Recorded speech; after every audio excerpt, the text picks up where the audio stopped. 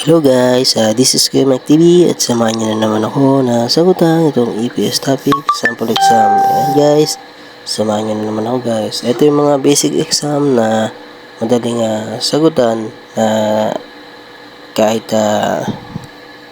yung mga baguhan pa lang na nagsa-self-study, kayang-kaya na sagutan to.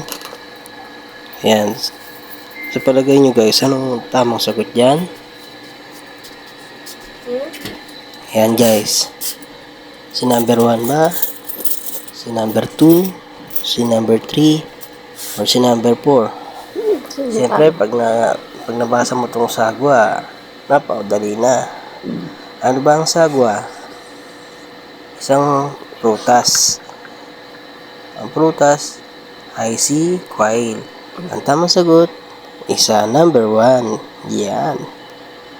Tama. Nakakuha nyo guys. Diba ang bilis? Yan.